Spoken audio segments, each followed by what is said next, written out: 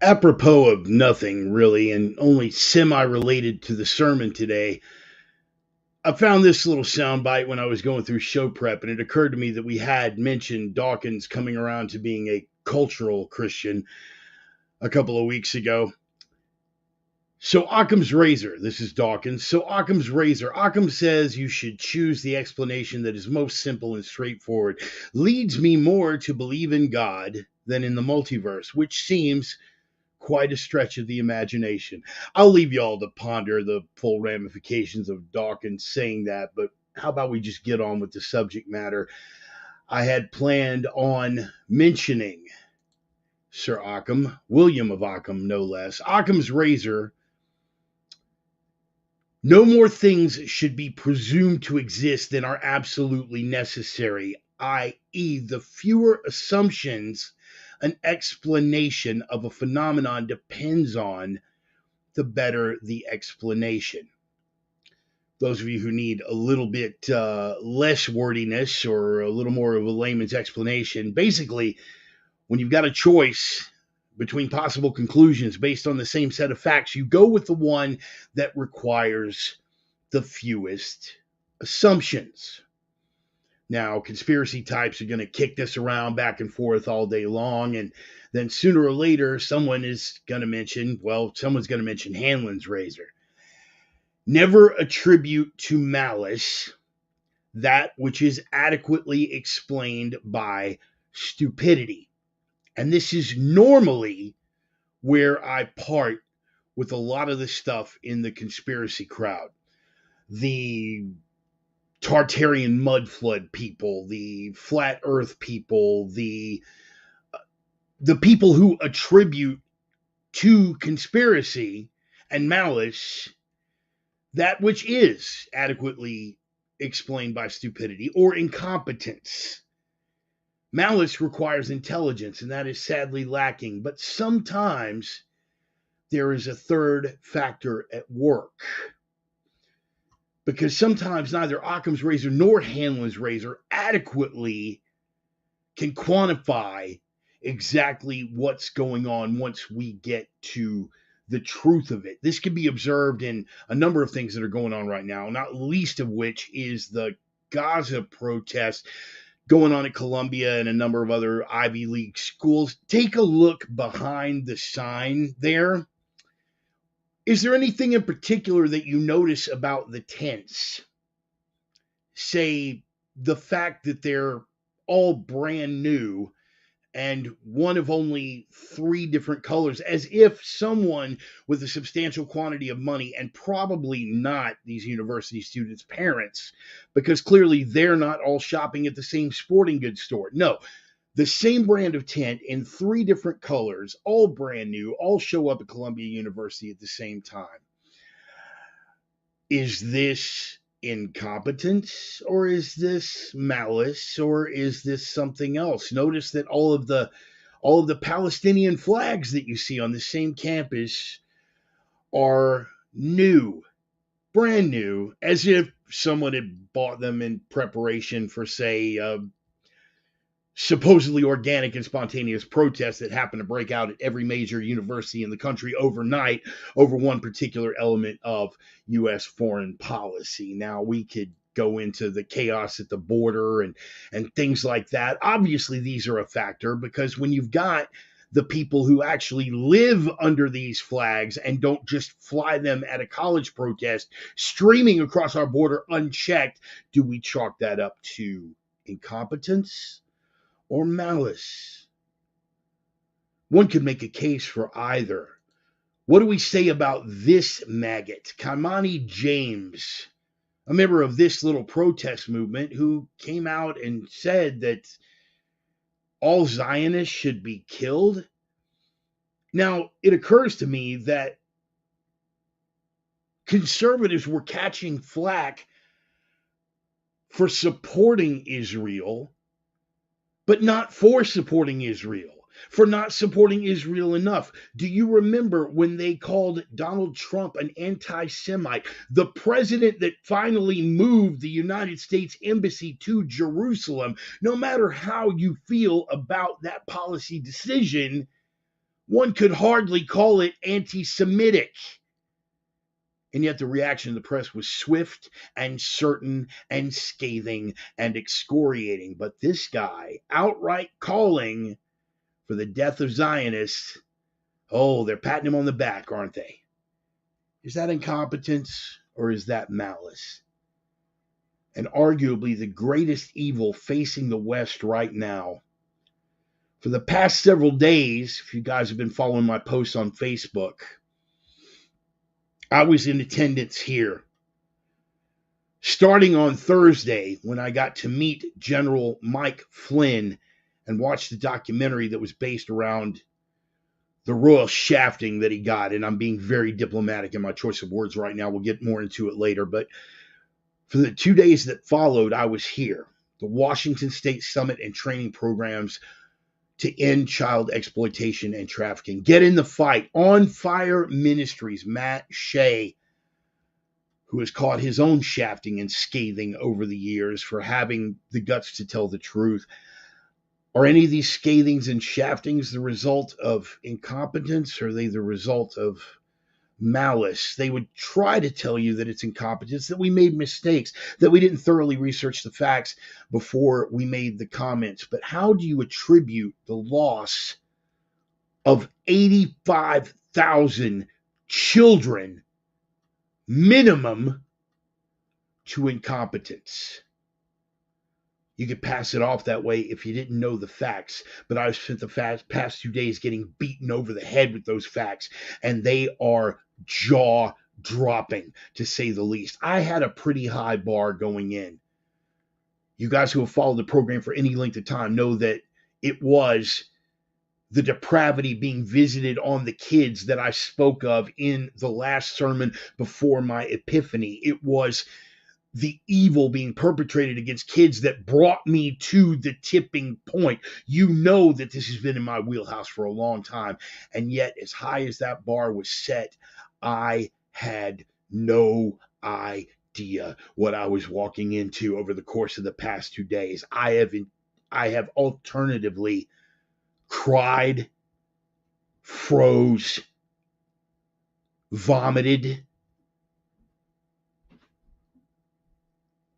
At some point, it'll all come back to that question. Is it incompetence or malice? It comes back to Hanlon's razor.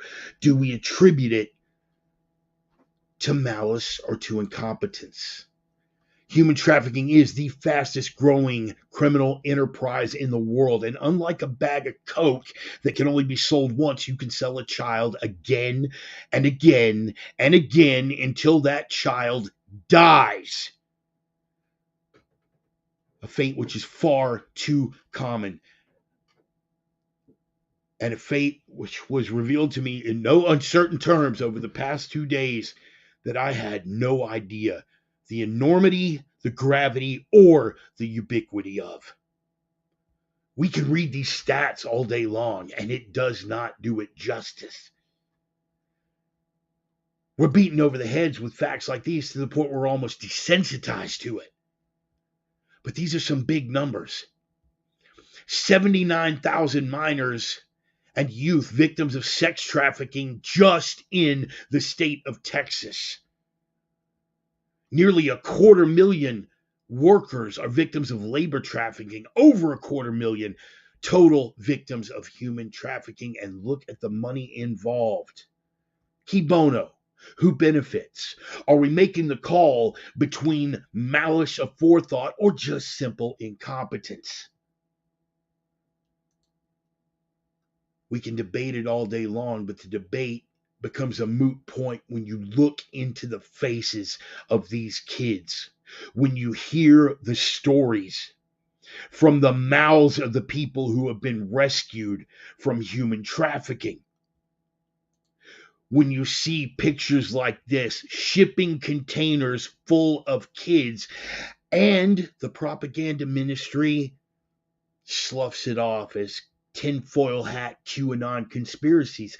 And the Democratic leadership in the Senate won't even let this smirking demon be properly impeached for overseeing this madness. He would love for you to believe that it is incompetence. But sometimes, if it walks like a demon and growls like a demon, sometimes it's a whole group of demons. Now, we've got Occam's razor again, that everything else being equal, the conclusion that requires the fewest assumptions is usually the correct one. We've got Hanlon's razor to balance that out. Never attribute to malice, which could be adequately explained by stupidity or incompetence. But once we take away the possibility for stupidity and incompetence, we're left with the words of Sir Arthur Conan Doyle, attributed to his fictional character, Sherlock Holmes. Once you have eliminated the impossible, whatever remains, however improbable, must be the truth.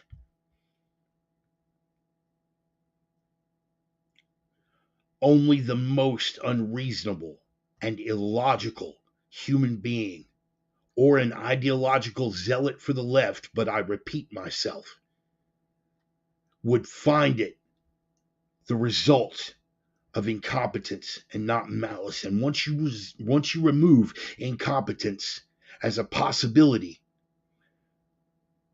the only conclusion you have left is that this is done consciously and with malice aforethought. And when we are dealing with a level of evil this dark being visited on God's most innocent, it is not only unconscionable and morally reprehensible, it is, for lack of a better word, pure evil. Once the scales have been removed from your eyes and you look it in the face, if you don't stand against it, you become complicit in it. If that is a decision that you can make for yourself, overriding your conscience and the most basic human moral imperatives, I will see you across the barricade, my friend. Knuckles up. The opinions expressed by the Reverend are his own and no one else's on the planet. Not friends, not foes, not supporters, not detractors, not sponsors, and I cannot stress this enough, certainly not employers for you dox happy Antifa maggots out there. They have been adjudicated thought crime in all jurisdictions. Consider yourself warned. They are coming from the heart. They are guided by the mind. And they're delivering with a black latex glove and a fistful of truth. Welcome back once again, boys and girls. It is time for the Sunday sermon. What a weekend this has been for me. I'm going to get into the roll call. We got good news, we got bad news, but right now I want to see where the energy is. Everybody in. Hard charging out of the gate as we always do every single Sunday with that bumper music. Talking about the band Red Deserts. From the smoldering embers and crumbling ruins of the once great American city of Minneapolis, Minnesota. The name of the band is Red Desert. The name of the track is Older, No Wiser. Every week I get a little bit older. Every week you guys get to decide if I've gotten any wiser. Some weeks I do better than others. I got a feeling this is going to be one of those weeks, man. How about we jump in and we see who's on board? Stacy Bond, hadn't seen you in a minute. Glad you're here, man. You picked the right week to show up. Brother Roman from opiumtales.com, the erotic pinups and portraits people. Brother Bill Wade, we don't know. I love it, man. You guys missed the comments earlier. I was like, I'm ready to burn it down, man. Ready to burn it down. Brother Bill Wade, we don't know. Let it burn, brother. Let it burn. OG Reverend Ranger and Prophet of Doom, Mr. Dennis Weimer. Happy to have you on board. The OG Sinner Sister herself, Miss Emmy, the divine Miss Emmy, as we call her around here. And, of course, the mighty, mighty Stone. Brother, what I would have given for you and Dennis and Roman and Bill and Emmy, all of y'all to have been here to experience this, man. I have sat in the presence of greatness. I have come away with knowledge that has shocked me to my core. It's, brother, this stuff is weighing heavy on my soul, but I had that burden lightened. And I'll tell you a little bit about that at the end of the program. Brother Ryan, glad you made it. We are rolling with that sermon, and it dovetails nicely, brother. It dovetails nicely, and we're going to enjoy it. I will be back and forth. That's all right, brother. Hey, I know you got stuff going on. And, man, tell Jace I said, hey. Tell him Uncle Bart says, hey, what's up? Man, I appreciate you, brother, more than you know. More than you know. Brother Mark Hensley, watching on the porch under a tornado watch. Hey, man, you guys keep it careful in there. You guys, if you don't already have a bunker, you should, particularly in that part of the country. But Deacon Mark on board, glad that you're here, brother. Alexei, watching in a bathtub in the water that turns a freaking frogs gay. That's it, yeah. Dollar Store Alex Jones right here, man. Right down. You can see it. Dollar Store Alex Jones. You know, they're putting chemicals in the water that turn the freaking frogs gay. Oh, man. Alex hates when I do that, by the way. Brother Doug. Good evening, brother. Just came out on the road from NC. Made it in time. I'm glad, brother. I'm glad. Because you are going to get a lot out of this, man. You are going to get a lot out of this one. Brother Stone. Phil Lewis watching from Texas. Trey. Brother Trey. Another brother in Christ. Another brother of the hook. Out there doing the crane work that nobody else can handle, brother. That's what we are here for, man. You have been a blessing to me, brother. You have been a blessing to me, and I hope that this sermon is going to wind up being a blessing for you as well. Joel Allen Jackson from the Midwest out there in chemical water territory, speaking of stuff that turns the freaking frogs gay. Josh Vargas, did I miss the theme song? You know what? We've got to get that on, Josh. And by the way, if you guys aren't familiar with Josh Vargas, man, I could go on. Man, I could spend an hour here just singing his praises. Guys, he's a filmmaker. I got to be a part of one of his projects down in Texas several years back. He does independent horror, and he did a docudrama on the Candyman murders. Dean Coral, Elmer Wayne Henley, and he also gifted me with an Archie Bunker for President t-shirt that was owned by Elmer Wayne Henley, tied into the Candyman murders. I still have that shirt. Hangs in my closet. It's got a place of honor, brother, so thank you for that. But Josh Vargas has done a ton of work in human trafficking. And Josh, I didn't get a chance to pick your brain before showtime because, again, this weekend has been a whirlwind, bro. It has been an absolute whirlwind. But you and another friend of mine, and I'm not going to give his name out, but I did pick his brain, and he's got that intimate knowledge because he's actually working on the front lines of this thing. I spoke to him after. I'm going to speak to you once we get all this sorted, and I would love to pick your brain and maybe even get you on as a guest so we can talk about some of the stuff that is going on, man, because this weekend has lit a fire under my ass, brother. It is just unbelievable. I sat there gobsmacked and slapjawed. And I knew a lot about this stuff. Josh will testify to that. A lot of the guys that have been following the program for a while will testify to that I had a pretty high bar, that I at least thought that I was fairly well acquainted with the issue of human trafficking, period, and child sex trafficking in particular. It was, again, if you guys remember, I'm going to take you back about a year ago because, I'm just now celebrating a little over a year, my return to the faith. And if you guys look back, you can find this. You guys can find this on the, what do we got? You guys can find this on the YouTube channel. If you guys go back through the backlog of live videos, the one before I came on to give my testimony about my epiphany. So look back about a year ago, a year and a couple of weeks. You will find that the last sermon that I gave before I left out for Utah and had that experience that would wind up, that I had no idea was going to change my life at that level. You will see that the thing that had brought me to the tipping point was the fact that this evil, this depravity, and you guys know, man, I've got no tolerance for that level of evil and depravity in the first place, man, but grown-ass adults are one thing, and they had brought it down to the kids. And if you go back and watch that sermon, that was what had brought me to the tipping point, was at some point that wrath It's no longer based in pride. And I wasn't even walking in the faith or walking in the light then. But that wrath at some point is no longer based just in pride or something that is self-serving. That wrath becomes righteous, right? And when you were looking at God's most innocent that are being victimized by this, and I'm talking on the level of trafficking and pornography and the mutilation and chemical sterilization that is masquerading as affirmative health care. At some point, if you don't feel the urge to rage, I got to question your soul, brother. And even if you are of a secular bent, I got to question your compass, brother. I got to question if there's a part of you that is missing. If you can look at that and listen, I'm very forgiving about people who aren't aware. And we're going to get into that, the control of the narrative, because on top of the child trafficking experts, we had experts there on fifth generation warfare, information warfare, media control, manipulation. You guys know propaganda is my wheelhouse, baby. But again, as much as I thought I knew, these guys took it to some next level stuff. And I can be forgiving.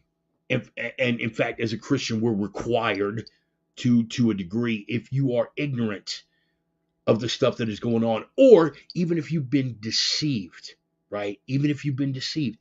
And what do we know about Scratch? He is the deceiver. That's kind of his thing. Got it.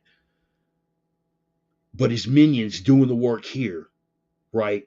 That, they chalk it, oh, well, this is QAnon. This is QAnon craziness, and this is tinfoil hat conspiracy theory, and this is just a fever dream for right-wing extremists. And they hit you with all that, and they hide the statistics from you, or they minimize the importance of those numbers, those real numbers, and the faces and the hearts and the souls that are behind those numbers. You can be deceived. We have all been deceived to a greater or lesser degree. And I got to own it. Glad you are here, young lady. Very glad that you are here. And if you were going to pick one to show up for, you picked the right one. I'll give you an example on a personal level. When this whole thing kicked off with like Drag Queen Story Hour, I was one of those people that thought, what's the big deal? What's the big deal? Unaware of the percentage of these people who were hosting these events that were child sex offenders, right? Now, that's on a low level. And again, it gets much higher now that it's almost out in the open, especially when you get that 85,000 that came out. Thank God for Josh Hawley, man. Thank God for Josh Hawley and the work that he is doing. When he first brought up that number about the 85,000 that are missing, and what does the DHS have to say about that? Well, we really don't know. We really don't know. Let me ask you something, man. If you had 5 kids, 5 missing from your neighborhood, and you went to the police department and you knew that the police department was in charge of escorting them back from whatever field trip they went missing on, and you went to the police and said, hey, man, what about our kids? And they went, oh, we really can't tell you. I mean, it's a lot for us to keep track of. You would eviscerate them. You would disembowel these pigs publicly and without apology, equivocation, or remorse, and you would be right to do it. And yet, here we are, sitting in congressional hearings, again, with this smirking demon. Have you watched, guys, I hope some of you have taken my advice. Don't watch the news.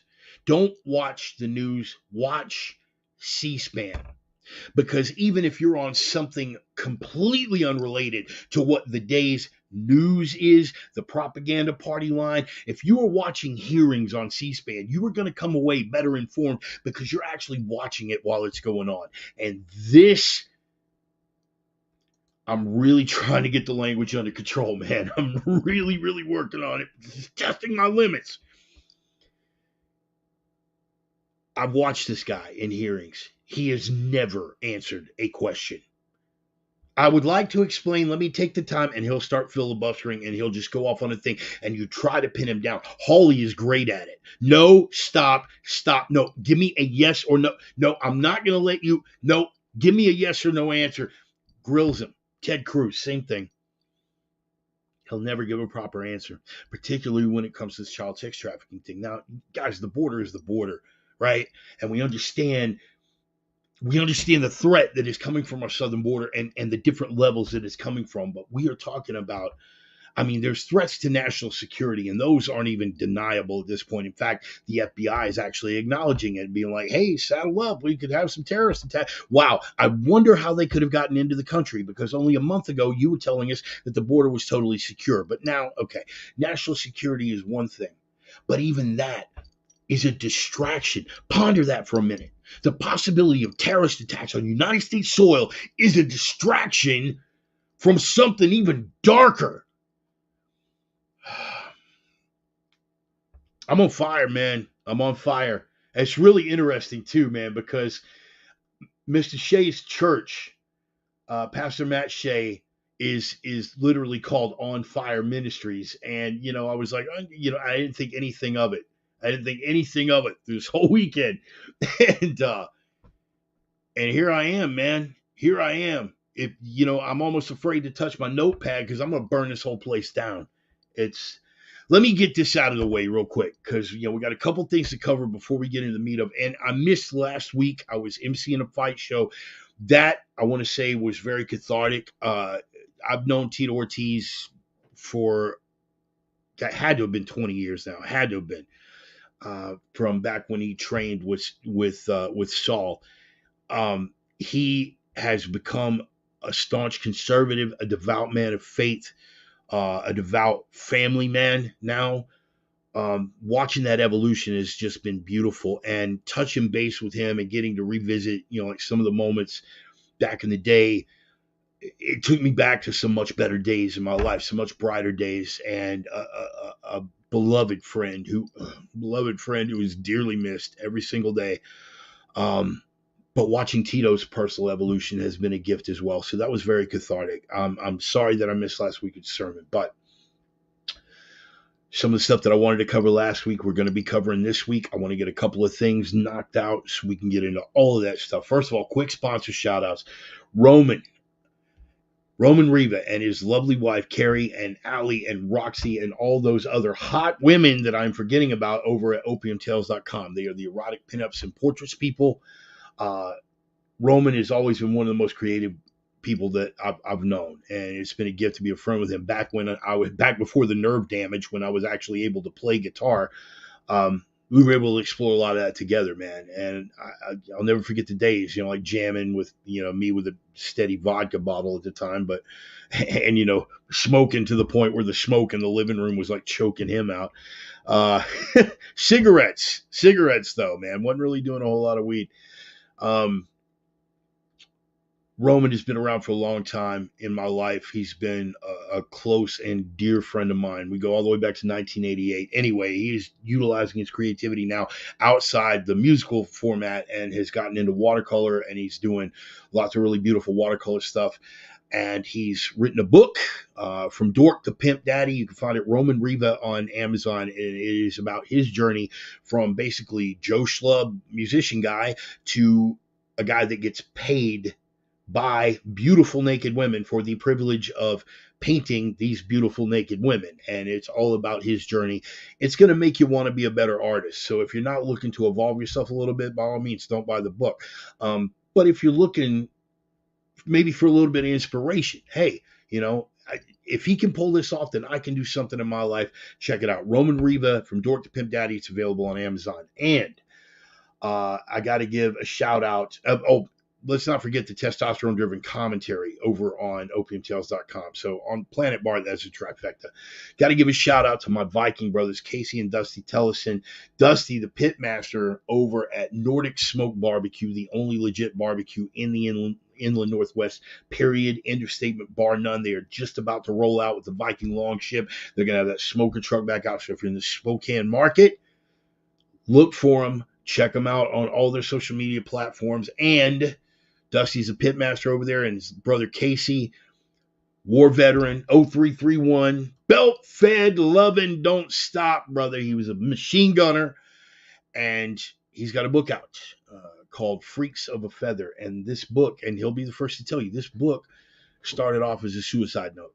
It is one of the most powerful testimonies and firsthand accounts of a participant in combat that I've ever read. The man is incredibly gifted. So check out our sponsors, check out their products, buy their books, because they're taking care of me and making it possible for me to do this program in the first place. And without them, I'd be lost on a whole lot of levels. I'd be because without Roman, I would have been lost like literally a couple of times, as in like no longer breathing kind of lost. But in any case, guys, let me see here. I'm having to do the production screen all by myself because, again, guys, you already know the drill. It's literally just me. It's me and normally a laptop when I'm on the road, but I'm actually here at the Mac workstation now. One of my last contributions to the Cupertino congregation, but we are going to kick it off with Ryan's rabbit hole. Let me see if I can get that thunderous roar of applause here. You guys hear that? Let me know over in the comments if you can hear that, because sometimes the audio doesn't come through. I got a weird audio root problem here, but yes, thunderous roar of applause, and we'll just imagine the madding crowd. Ryan's rabbit hole, boys and girls. You guys have been around for a minute, and Trey, if you're still here, and I will assume that you are, you know about my history with Ryan better than most, because we've had conversations about it. Ryan was the guy that opened. He was the one that opened the door for me to be able to get into the crane game. Sorry, I'm still messing with my production screen here. Don't want to do that, but I have to correct some things. All right. Ryan was the guy that opened the door for me to get into the crane game, and it has changed my life completely. But we had bonded earlier in life, and we continue to bond on a number of levels. And one of those levels is, whoa, one chick just flashed you. All right, cool, man. Hey, I missed her in the front row. Maybe we'll be like a Rolling Stones concert, and they'll start throwing their panties at the stage or something. I'm not sure. Brother Sonny, so glad you made it. So glad you made it. And Sonny, I got an announcement coming up at the end of this that you were going to want to hear. So if for whatever reason you got to dip out, catch the replay, because I had a moment, brother. I had a moment, and it was probably the most powerful moment that I'd had since the moment that we got to share together. It was, this weekend has been such a blessing, man, such a blessing. In any case, the rabbit hole this week, speaking of religion, Ryan and I bond over a lot of stuff, and our interest in the obscure and little known is something that we bond over.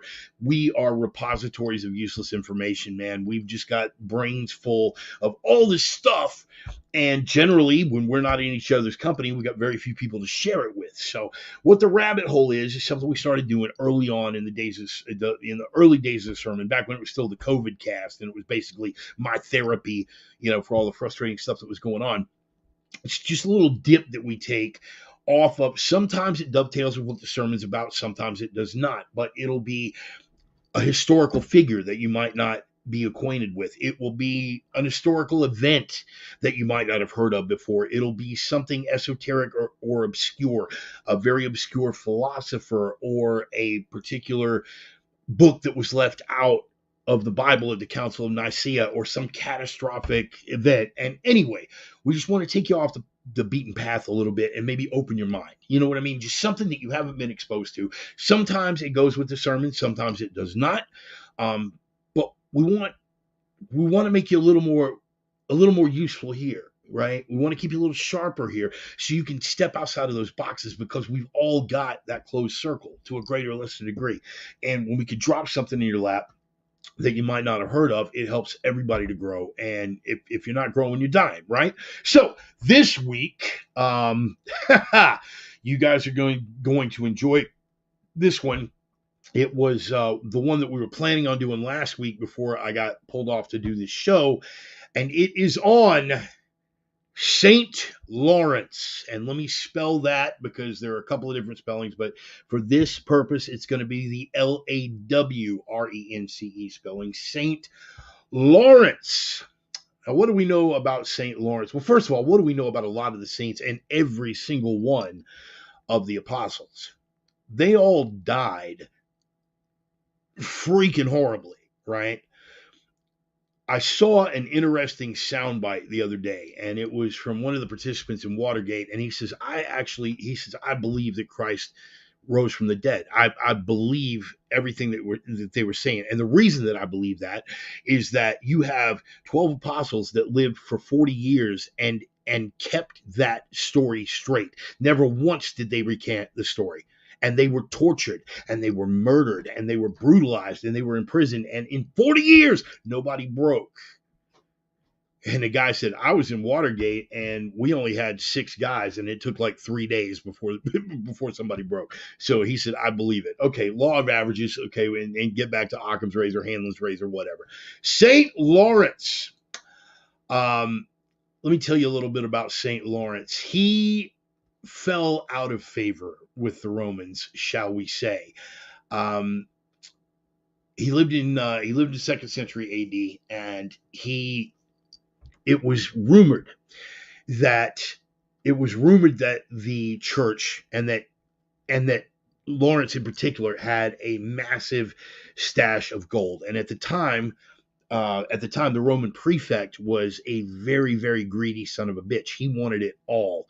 And at that point in the Roman Empire, Christians were being actively persecuted. So for a Christian to have a secret stash of gold, or a rumored secret stash of gold, particularly that was serving the church, was not very highly thought of. And they braced him. They braced him hard. And they killed the Pope at the time. Ryan, you're going to have to help me out on the actual Pope's name.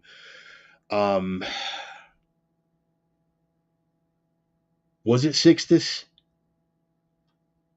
I'm sorry, I'm fading a little bit. This is Ryan's wheelhouse. Is this? He remembers the obscure stuff, but Pope Sixtus, if memory serves, he was dragged off by this Roman prefect and was executed. He was beheaded. Before he was beheaded, he said to later to be St. Lawrence, he said, he's like, don't leave me. He's like, I'm not leaving you. You're going to see me again in a few days. Right. And so they braced him.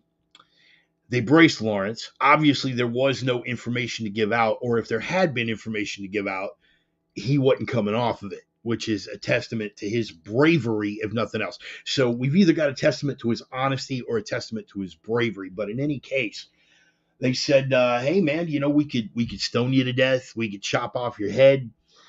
But he said, no, because you are being particularly spiteful. And he was a sarcastic prick to the Roman prefect, as well you should be if you are standing strong in your belief in Christ and you're not going to be moved off that rock. And so he's pretty snarky, I think would be the word, sarcastic, scathing, however you want to put it. He pissed off this Roman prefect and he said, yeah, we're going to put you to death, but we're not giving you the easy way out. We're not giving you the easy way out. He was tied on top of an open iron grill, right? Ponder that for a minute. They hadn't stoked the fire yet. They tie him to the grill. Anybody who's familiar with psyops and torture knows that it's not about what you do to a person. It's what you convince them you're capable of doing. That's where the mind usually breaks. And they braced him again for the riches that may or may not have existed after they tied him to the grill. And he was like, I got nothing for you, man. I got nothing for you, right? Light up the fire. Stoke the fire. It starts burning. They roasted him alive.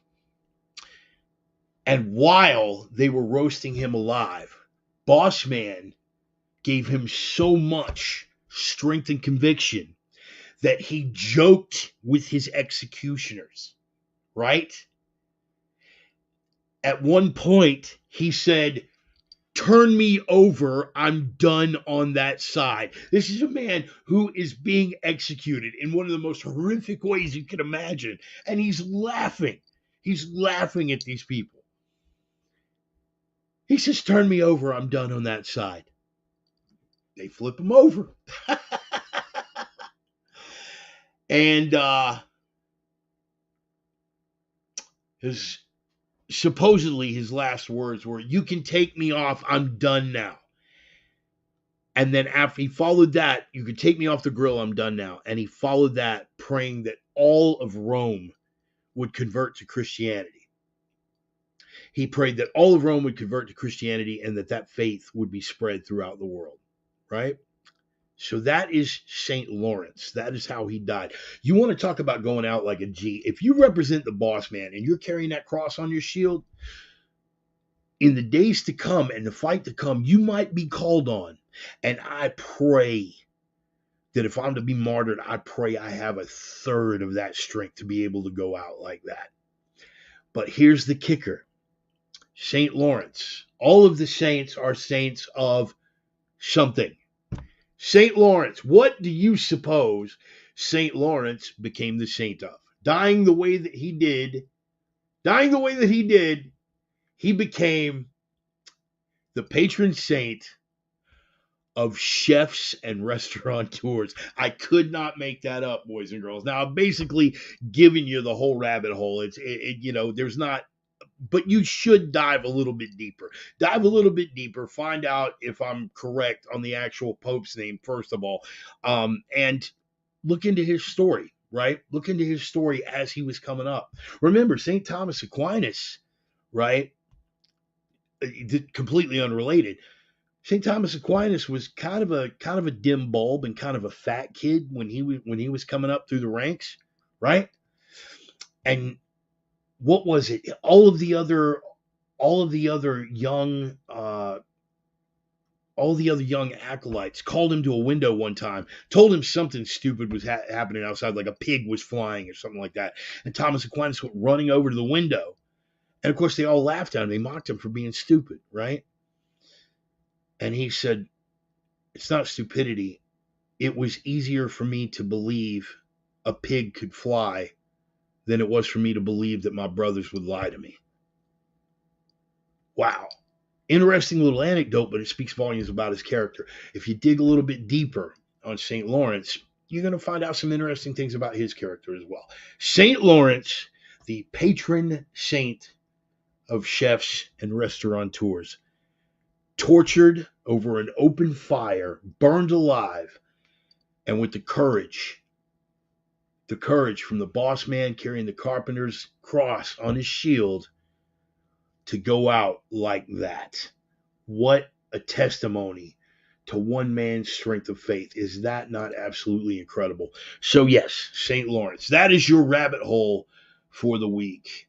Somebody asked me about my namesake saint, and first of all, I should point out, to the best of my knowledge, I was not actually named after that saint.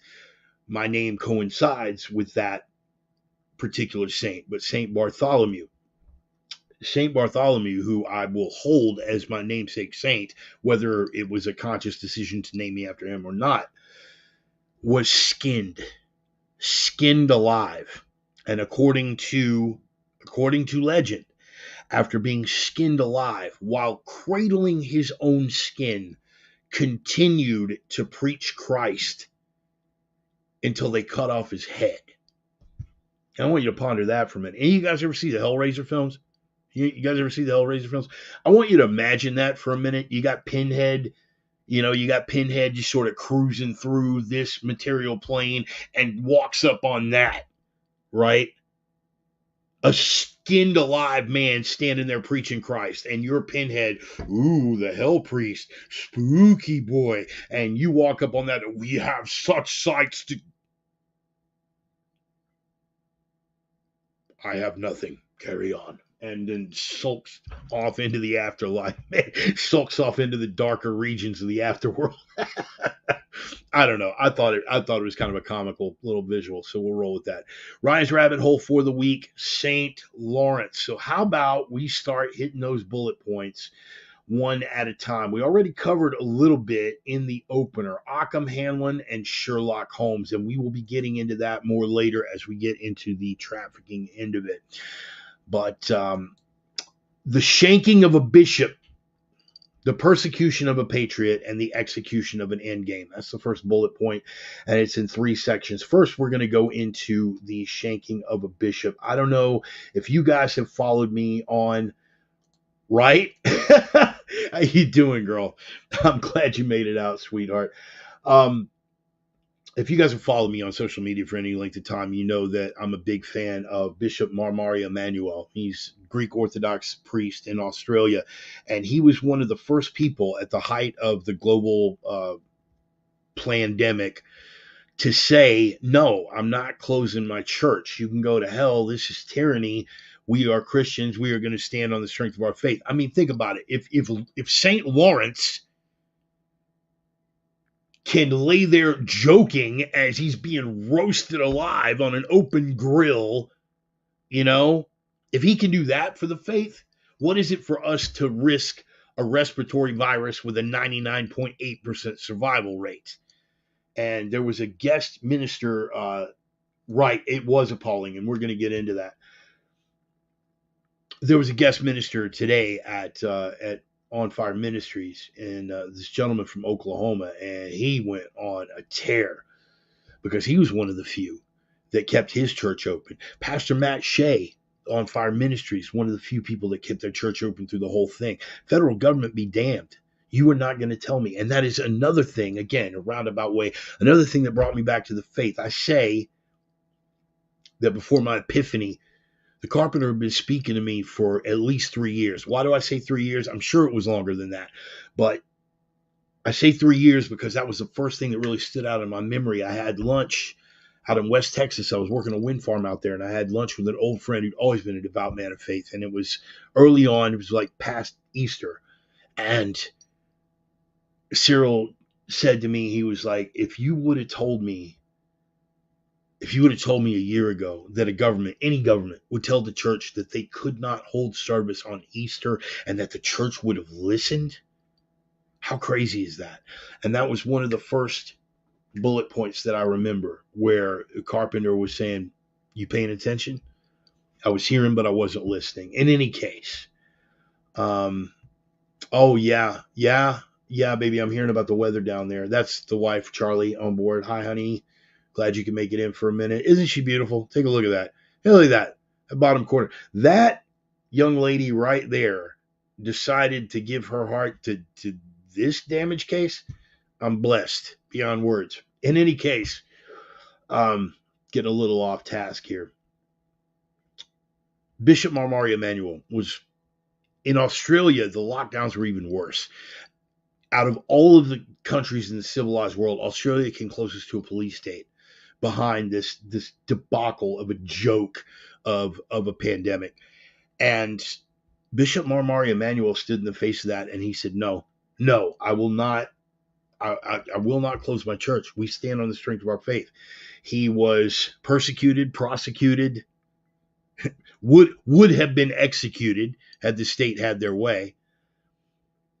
The state didn't get their way, but a young radical Muslim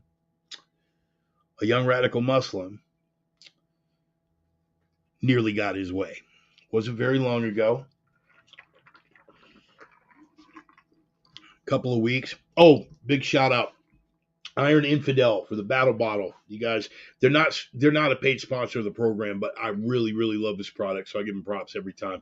You've got big water bottle with all my liquid enthusiasm inside.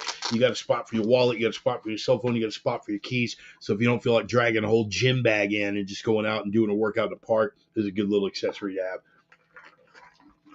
He got stabbed by a radical Muslim who was a teenager, no less. Oh, yeah, right.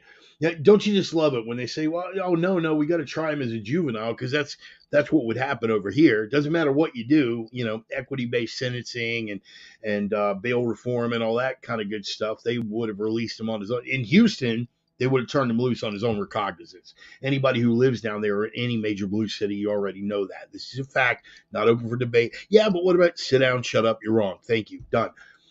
This was what will be going forward, what I believe will be an absolutely iconic photo. This young Muslim coming to stab the bishop with every intent of killing him. And what is the bishop holding up? Now, I know Coach Blauer and maybe Chief Pearson and Big John, if they're on board, would probably be like, wow, that is the coolest execution of the startle flinch response that I've ever seen. But this photo going forward is going to be iconic. I'm already seeing memes being made about it. People are making cartoons about it. What a show that this man who has come with murderous intent, and he is holding up a cross. And you want to talk about the hand of God, man. You want to talk about the hand of God. The locking mechanism, it was one of those slide out switchblades. So the first one caught the bishop close to his eye, did some damage over there. When he came back and appeared publicly again, he had a patch over the eye.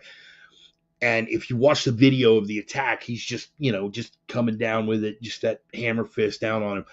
After about the second or third stab, the locking mechanism on the blade broke, and the blade went back into the handle with every stab. So after the first couple of punctures, after that, it was just being hit with a bludgeon. It was just the handle, basically, because, or maybe a shallow puncture, because the blade had slid back into the handle.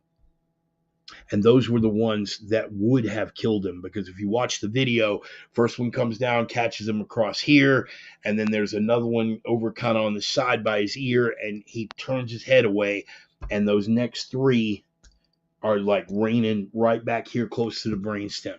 There's a very good chance, a virtual certainty, that he would have been severely injured or killed had the locking mechanism on that blade not broken. And here's the beauty of it. He lay there, and the congregation came unglued. And this is a lesson for all of us, especially my brothers in Christ, especially my men of faith who are out there. It's a level of forgiveness that I cannot get my head around. Sarah Weaver, dear friend of mine, whose faith has always been exemplary to me. And if you know her story, you know what she was able to let go of through her faith. It's a level of forgiveness that I'll be the first to confess I'm not there. I'm not there, man. I'm not anywhere close to that. I strive for it. I pray on it, but I'm not there. The bishop, after being stabbed, while still bleeding, and while his congregation was having their own kind of come to Jesus moment with the little maggot that had tried to kill him, right? They're putting hands to him. Let's say there was a laying on of hands. That's how we're going to do it. There was a laying on of hands by the congregation. Bishop Marmari, still bleeding, crawls over to the guy that had just tried to murder him, puts his hand on this kid's head, and said, "May Jesus Christ save your soul." Something to that effect. I may be misquoting, because I'm quoting from memory here, but may the Lord Jesus Christ save your soul. And then they took him off to get him cared for. When he came back from the hospital, he was quite public in his forgiveness of this young man. You can find the videos online. Marmari Emmanuel, you can find it on YouTube. Comes back on wearing an eye patch. And he says, "You are my son, and I will pray for you, and I will always pray for you. You will always be my child. I pray that Jesus Christ saves your soul, that you're no longer a follower of Muhammad or any of the other false prophets, that you come home to Jesus Christ." How forgiving is that? How amazing is that? Is that someone who is inciting violence against Muslims? Hardly. So let's ask the first question. Why is it every time this happens? Why is this every time this happens, the response, the first concern that everyone has is, well, we've got to be really careful how we talk about that because we're afraid of backlash against the Muslim community. That's interesting. I never heard any concerns like that. I never heard any concerns like that when Christians do something against an abortion clinic. Well, yeah, this one radical Christian did this thing, and it's not reflective of all Christians. We got to be really careful how we address this in the media because we have to be concerned about the backlash against Christians. Have you ever heard anything remotely like that? No, and you won't. No, and you won't. They will actively be concerned about backlash against radical Muslims. They will actually run interference for a genocidal secular nation based allegedly in Judaism. They'll run interference for that. So why is it that the bishop is getting left out? Well, Bart, you're making too much of it. No, I'm really not. Because Australian media not only censored every single video that was in circulation, every Australian media outlet censored the video of him being attacked, had it pulled, would not run it. They would run it up to the point where he's walking up to the pulpit, and then they would cut it off. Oh, the rest is too graphic for you to see. And then one of the media outlets got braced, and they said, no, we are concerned about the backlash against Muslims. Tolerance. We're going to tolerate ourselves right out of existence if we're not careful. But how do you suppose Elon Musk reacted? Because they demanded, the Australian media demanded that it be pulled, that it be buried in the algorithm for Google and other search engines, that it be pulled from YouTube and Rumble and all these other platforms. How do you think Rumble under Dan Bongino and X under Elon Musk reacted to that? And I'm going to quote Bongino, big old double barrel middle finger. That's, yeah, double barrel, family friendly middle finger, but big old double barrel middle finger. That was Rumble and X. And so the Australian media for days ran with what a threat that was, and how Elon Musk was out of control, and how free speech is a little too free now, where they can just air these videos, and how it's inciting violence against Muslims. By what? Showing the truth? I want you to ponder this. And again, we'll get into the other two parts of the bullet point. But I did want to cover this for the sake of the bishop, because it's making a larger point. This bishop offered nothing but forgiveness. Now, I'm not there. You're probably not there either. But he offered nothing but forgiveness. Every word that emanated out of this bishop's mouth after Muhammad's maggot tried to kill him was forgiveness and love and grace, as we are commanded to as Christians, that I fail at and that I pray on. Every word was forgiveness. And yet, the propaganda ministry was able to twist that around to the point where they have to control free speech. Everything an excuse to lock down free speech. And what speech? Well, it's incitement to hatred. It's incitement to violence against Muslims. How? How? By showing something that actually happened?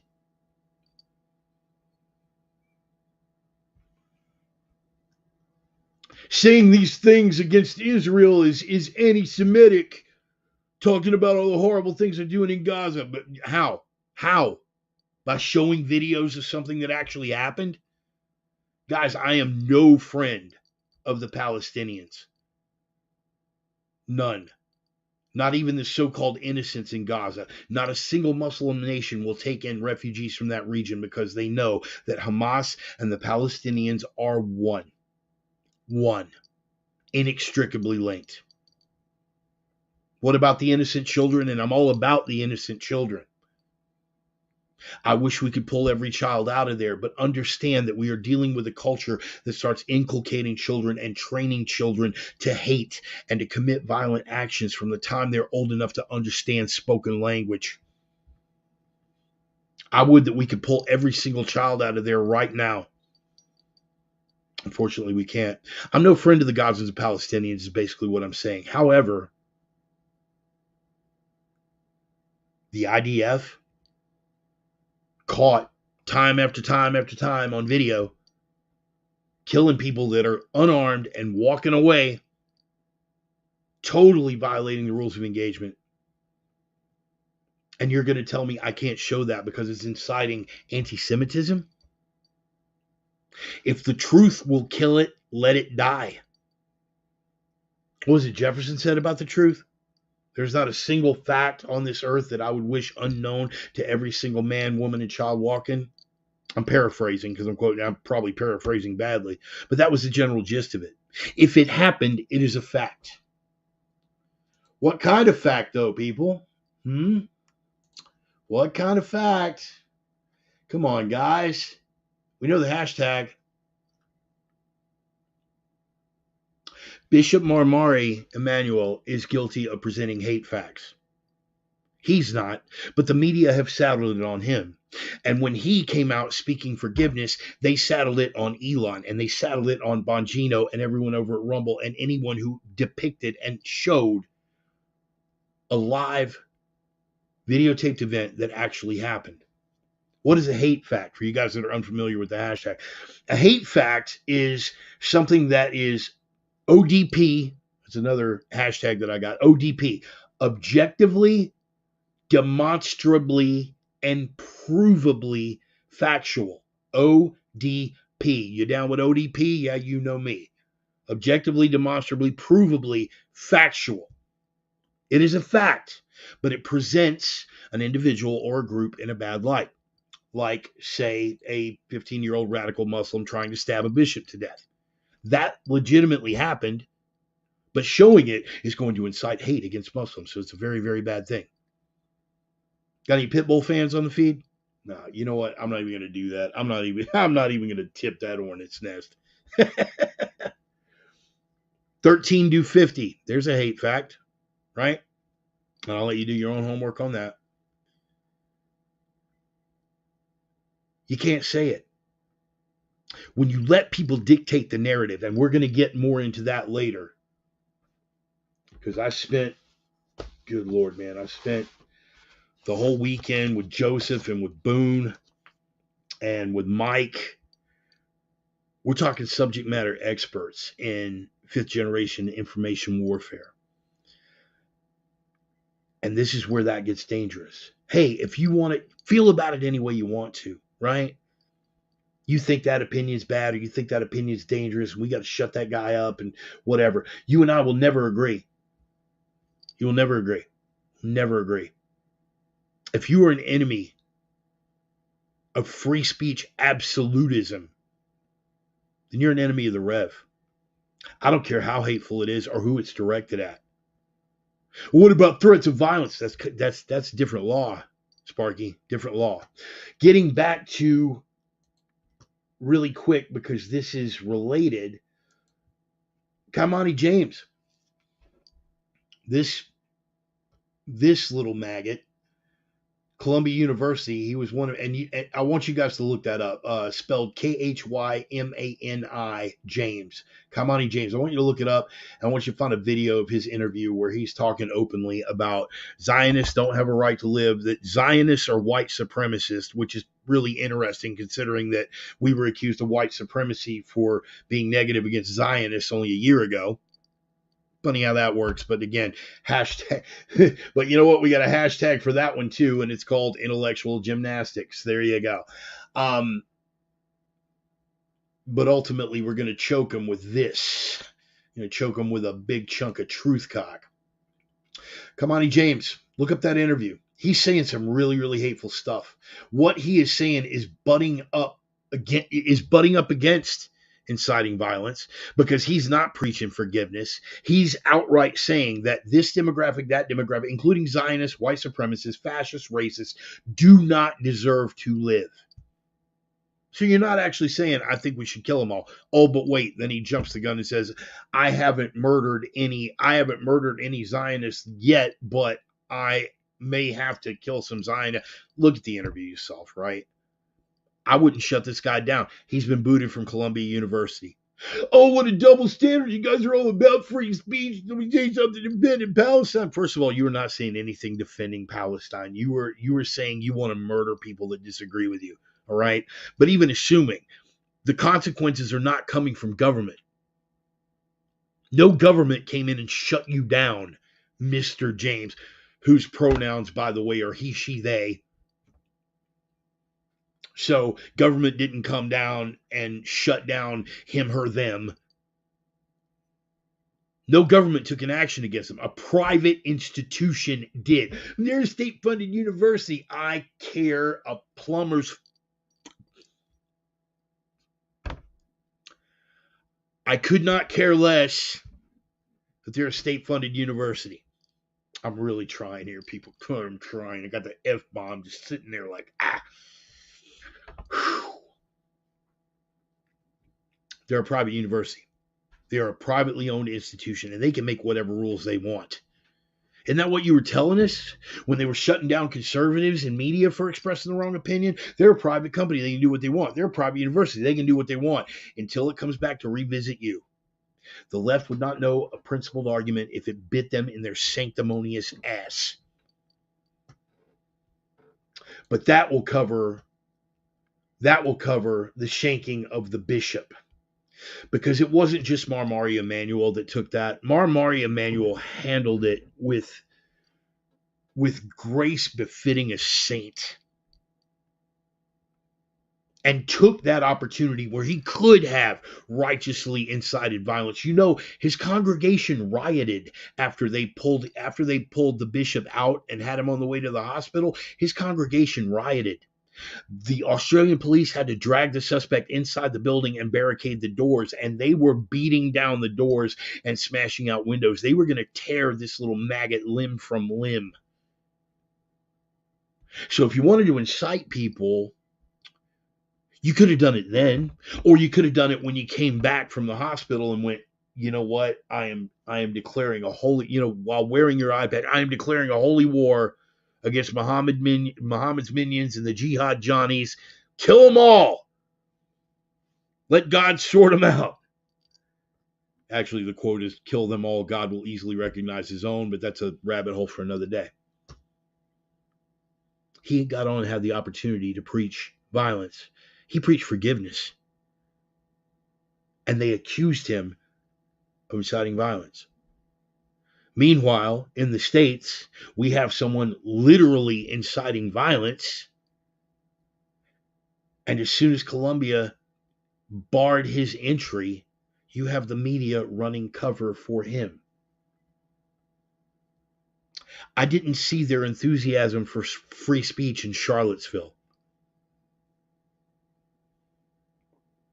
There is a double standard at work. There is absolutely a double standard at work. And what Bongino says is that it's not a double standard, it's hierarchy. They're in control and you're not. That's largely true. But at the very least, there's a double standard at work. And the shanking of the bishop and his reaction to it is illustrative of that. Illustrative, that's my college word. I got like 3 of those. It is a Christian being victimized by violence and then victimized again by his own government. For what? For being a Christian. And how does he respond? Does he jump straight to table flipping Jesus? No. He sticks with turn the other cheek Jesus. God bless him for that. For sure. I'm not there yet, but God bless him. He had an avenue right then and an opportunity and a cause. He could have been a tipping point to set that whole country, that whole continent, if you know your geography, could have set that whole continent on fire. He chose to err on the side of peace. Do you think the enemies of Christendom would return that courtesy? Guess again, Sparky. This is what we are up against. I admire and I stand in awe of what the bishop did. But as we get into more of these things that we're going over on this program, and as our guest pastor today said at On Fire Ministries, there comes a time, Ecclesiastes, right? Time for love, a time for hate, a time for war, a time for peace. And you have a lot of people that are going to keep turning cheeks until that cheek and the ear that rides beside of it gets sliced off in the name of Allah. or the state. Something worth pondering. That is the shanking of a bishop. Very regrettable. Very regrettable. And may God be with Bishop Mari Emanuel. Guys, I want you to look him up. Mari Emanuel, M-A-R-I, spelled with an I. Mari Emanuel. And if I could recommend a search term, Mari Emanuel Australia Censor, and it'll pull it up. First is going to be from the Associated Press, and actually, first one's going to be from Daily Mail Online, and the second result is going to pull up is going to be from the Associated Press. And the one from the Associated Press, literally, Australian judge bans X, Twitter, Elon. Australian judge bans X from sharing video of bishop being stabbed in Sydney church.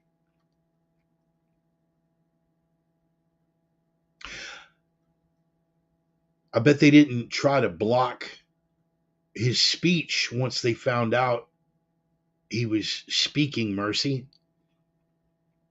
I haven't done the dive on that, but I don't think they would have restricted his speech, even though it would have been easy for him to jump on and start ranting and raving about killing Muslims. Nobody thought about barring that, but we can't show the video, even though it's something that had happened because of fear of a backlash. This is dangerous, people.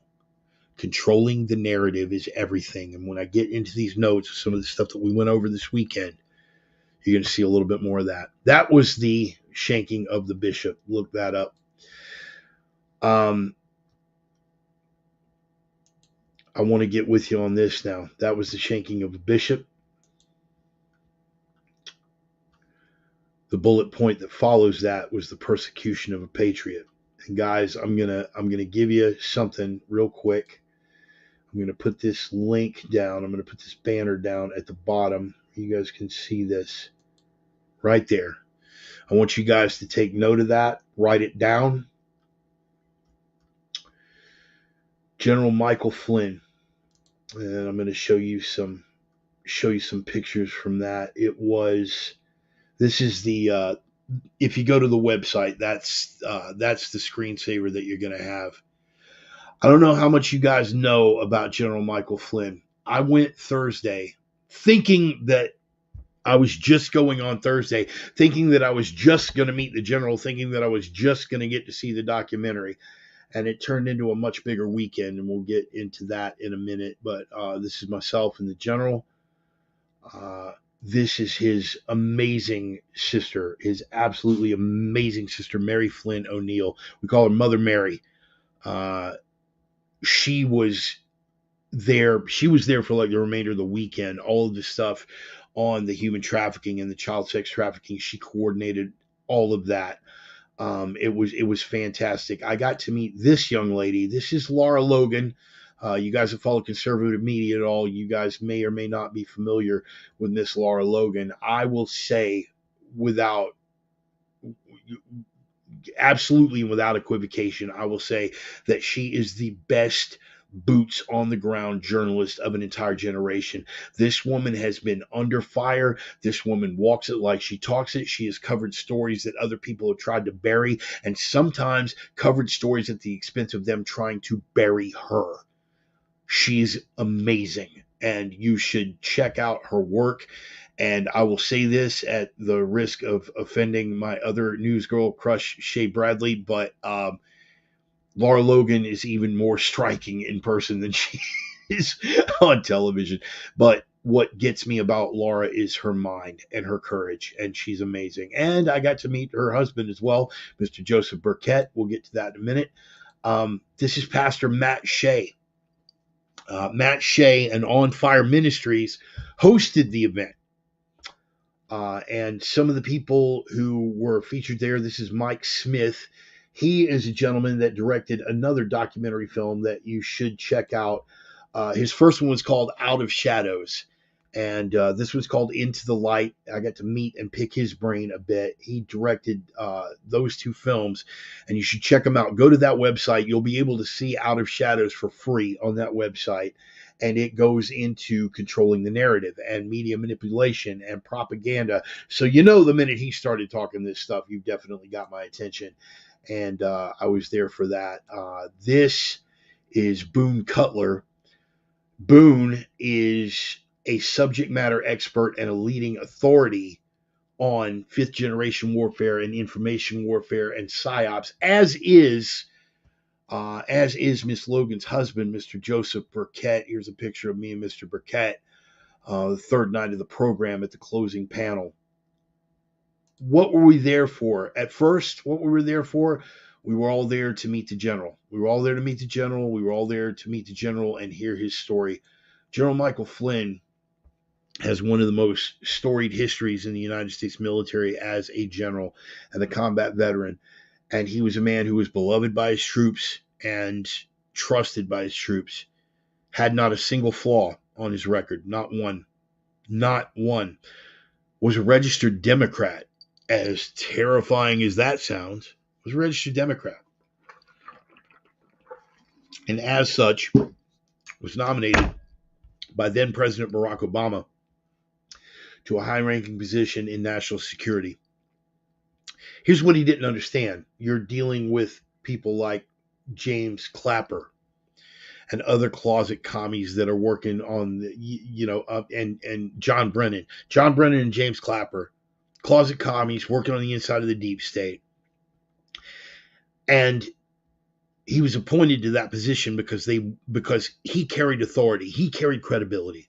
And credibility is everything for people who have no credibility of their own and are trying to push a narrative that is going to count on some degree of credibility. They don't have it. He did. They nominated him to that position. You guys familiar with Dick Marchenko? You guys familiar with Dick Marchenko? Demo Dick, Devil of DMZ, passed away a couple years ago, founder of SEAL Team 6. They hired him for an operation called Red Cell, and he was supposed to test the Navy's defenses. What they wanted was a yes man who was just going to go and sign off on the paperwork and go, hey, man, everything's great. We're not, everything's fine. You don't need to change a thing. He didn't do that because he was mission oriented. He took the mission and he showed glaring holes in naval security. And as a result, he lost his career. Fast forward a couple of decades, several decades, actually. And you've got Michael Flynn. He was appointed to that position to give that office and to give the intelligence community and the deep state some credibility. Only General Flynn is a soldier, not a yes man. General Flynn is a freaking patriot, not a pencil-pushing shill for the deep state. And he stood on the courage of his convictions. And he refused to nod when they needed him to nod. And he refused to sign off when they needed him to sign off. And after one, and I'm not going to spoil the documentary for you, I want you to see this film. He is still touring in support of this film. He'll be coming to Texas. He'll be coming to Florida. So Doug, go meet the man, right? All of my Texas people, go meet the man. His venue is in spring. I don't mean the season spring. I mean like in spring, Texas is where he's going to be bringing it. Go see the premiere of the film. I don't want to spoil it all for you, but you guys can do the dive. You guys can do the dive. He had a completely unblemished record. Completely unblemished. But he wouldn't say yes. He wouldn't sign off on the deep state. So they pushed him out. The one person, and Donald Trump, by Donald Trump's own admission, the only person he got a warning about from the Obama administration was Mike Flynn. Obama told him on the way in, watch out for Mike Flynn. He can't be trusted, this and that, because he wasn't a yes man. As if he thought Trump was a yes man. I'm really not sure about his motivations there. Trump made him director of national security. That wouldn't do. And he had a completely innocuous phone call with a Russian ambassador, a man by the name of Kislyak. You will remember that name because the media wouldn't stop repeating it. They grilled this man. They framed him up. They set him up. Yeah, well, I believe what the media tells me. You know what I believe? The transcript. The transcript of the damn conversation, because it's available. there are a lot of people out there like, well, I heard all the stories. I heard all the stories on NPR. I heard all the stories on MSNBC. I know all about Mike Flynn. Yeah, okay, good. I heard all of those stories too. I even heard the ones that Fox News had to share about him. Don't care. I decided I'd go and read the transcripts when they became available. And this Thursday, I decided, you know what? I've got a chance to meet the man. I think I'll go see what he's about in person. I didn't wait for the documentary to come out on DVD. I wanted to shake hands with the man. I wanted to have a conversation with the man. And as it stood, I got seated right next to his sister, Mother Mary, amazing woman. I got seated next to her.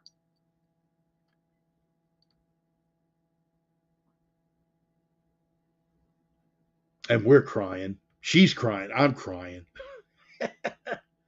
Tough lady. It was a pleasure meeting her and getting to speak with her and the general. So yeah, you've seen NPR. You've seen what everybody else had to say about him. Have you met the man? Have you read the transcripts? Have you actually dug deep? And here is going to lead into something that we're going to get into later. Because one of the things that was discussed over the course of this weekend was psyops, information warfare, and narrative control. And Boone Cutler in particular. Boone's an impressive cat. Boone is a very impressive cat. Boone will be touring with, at best of my knowledge, he will still be on the tour. He was on the tour for this part of it. And best of my knowledge, he is on the tour for the remainder of it. So you will meet Boone and you will hear what he has to say. And I probably shouldn't share this with you because it may actually wreck it for a couple of you, but I'm going to trust y'all. I'm going to trust y'all know well enough, okay? Over in the comments, all right? This is what people think they know versus what they actually know. Over in the comments, give me a yes or no. Were you angry when you heard that they had taken General Flynn to jail? Were you angry? And second question, were you angrier still when you heard that he had been formally charged with treason? Were you angry about that? Yes or no, over in the comments. Were you angry when you heard that he went to jail? Were you angry when you heard that he had been officially charged with treason? Were you angry about that? Everybody angry about that? Yeah. Everybody, yep. Everything sounded suspect. You guys really, everybody was pissed off when you heard that they took him to jail. Everybody was pissed off when you heard he was charged with treason. Here's how powerful narrative control is. He was never taken to jail. General Mike Flynn was never taken to jail. He was never incarcerated on any premise. And he was never officially charged with treason or anything resembling treason. They were token ethics violation charges. That is George, and I'm glad you're here. Yeah, right. Yeah, right.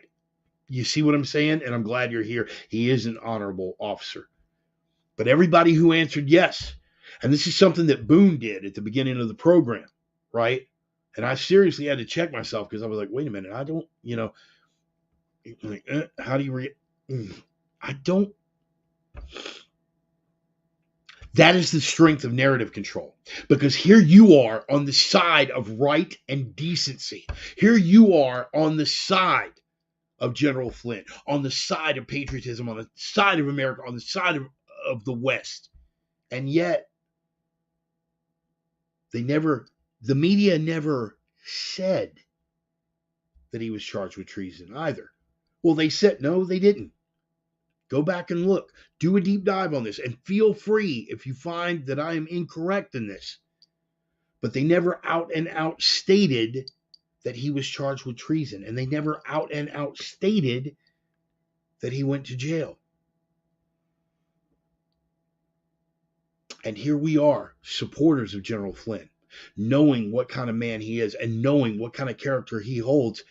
And in our heads, we think that he went to jail and that he was charged with treason. You remember the deep dive we did on propaganda about a month or two ago? You remember that? That's exactly what I'm talking about. Now, guys, if you, and now I've ruined it, because if you go, right, because Boone will probably, if Boone is there, he's going to do the same thing.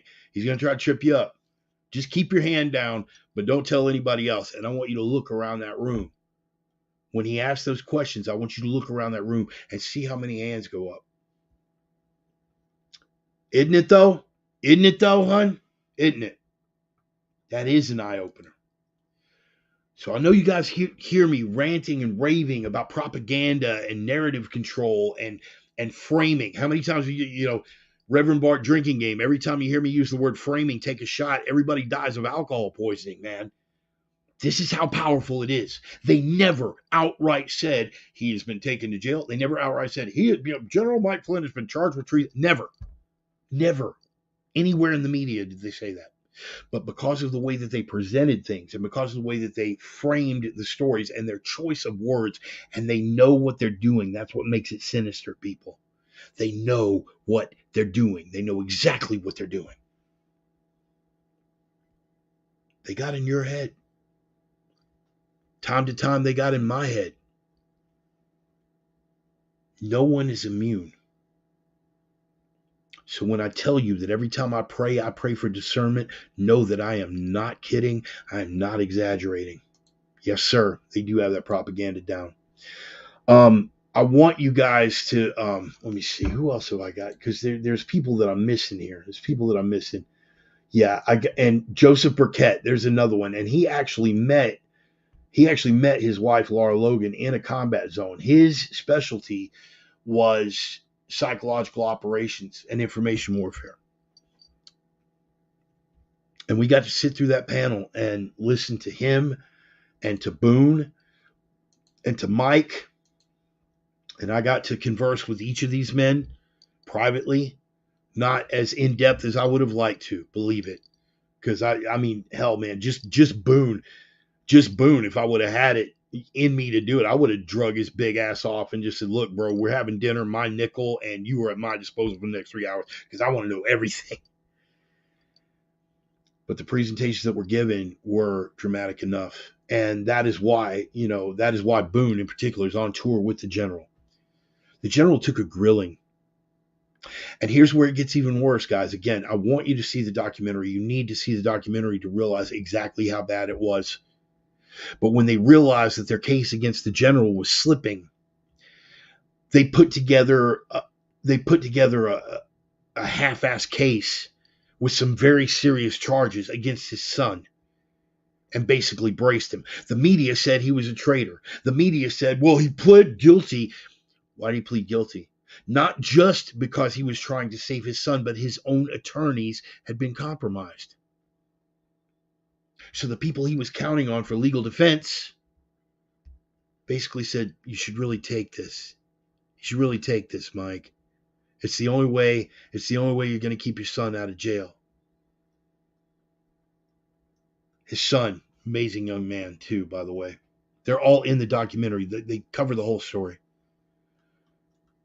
They tore these people apart. And the only thing that they had was the support of the American people. Letters poured in, contributions poured in, GoFundMe's, or the ones that actually will allow conservatives to fundraise. Put things together for his legal defense.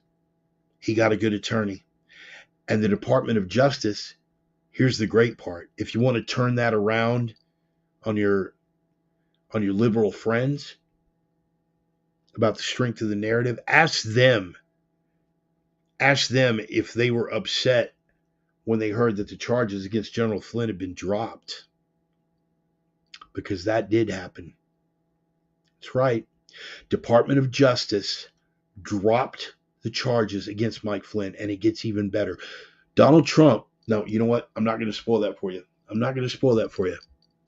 Donald Trump did wind up eventually granting him a pardon, but he wrote it down as a pardon of innocence. Why? Because the DOJ dropped the charges, but the judge in the case kept the case open. That is unprecedented in American legal history, particularly with a general and a combat vet and a hero and a patriot with not a single blemish on his record. That has never happened before, ever. I don't care how you feel about the man or his politics. If that were flipped, if that script were flipped, how would you feel if you were on the receiving end of that? That had never happened before. The judge would not let go of the case. Why? Because he was counting on another administration getting in. And as soon as Trump was going to be out of there, we're going to bring those charges right back and we're going to crucify that Flynn guy. That's what he had in mind. And so Trump issued him a pardon of innocence. And it's written in that pardon. It's written in that pardon. The unprecedented pardoning of an innocent man against whom the charges had been dropped. But you know what? All we have is photographs of it because he sent General Flynn a copy of that pardon. General Flynn never opened it. General never opened it. He doesn't want to look at it. No, you know what? I am going to spoil it for you. I am going to go ahead and spoil it for you. Act surprised when you see the film. Donald Trump offered General Flynn a pardon before any of it ever went to trial. He knew the man was innocent. Donald Trump offered this man a pardon before any of the charges were even fully set in stone or before he was taken to trial. It would have exonerated General Flynn. It would have let him off the hook. It would have cleared his son from even being caught in the crossfire of this damn thing. Donald Trump offered that to him. General Flynn said no. I will face these charges. I know I have done no wrong. I have the truth on my side, and I withdraw my guilty plea. Once he got decent legal representation. That is the character of a man. That is the character of a man of faith. That is the character of a man of family. That is the character of a man of God. That is exemplary character.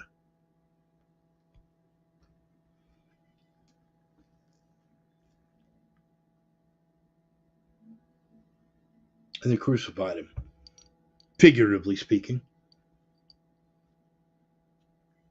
Standing on the side of right costs, especially with the fight that we're going into now. And that's going to bring me to my third bullet point. But so we covered the shanking of a bishop, the persecution of a patriot. General Michael Flynn is a patriot,